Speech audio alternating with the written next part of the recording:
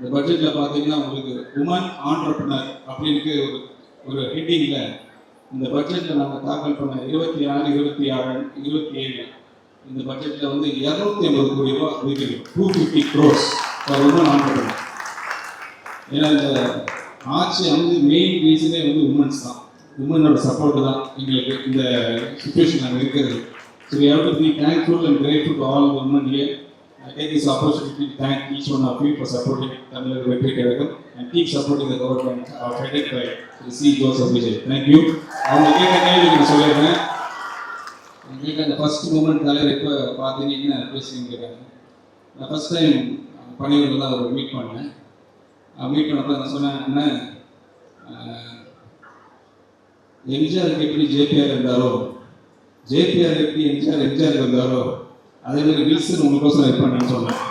அதுதான் அவங்க சொன்னேன். இன்னைக்கு வரைக்கும் அப்படி தான் இருக்கேன், எப்போதும் இருப்பேன். ஏன்னா அவருக்கு ஹானஸ்டி ரொம்ப பிடிக்கும்.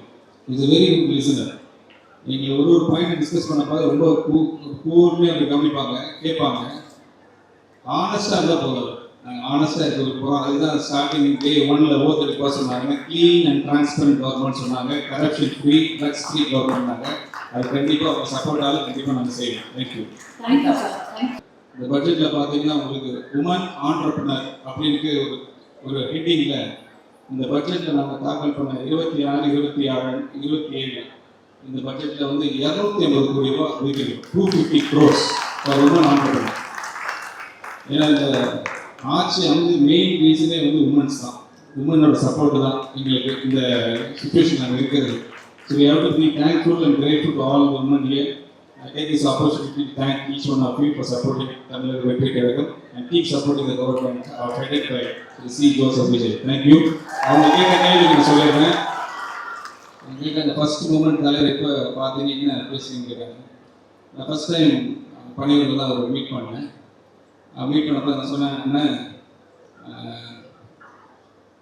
எம்ஜிஆருக்கு எப்படி ஜேபிஆர் இருந்தாரோ, ஜேபிஆர் எப்படி எம்ஜிஆர் இருந்தாரோ, அதே மாதிரி வில்சன் உங்களுக்கோசம் இருப்பான்னு சொன்னேன். அதுதான் அவங்க சொன்னேன்.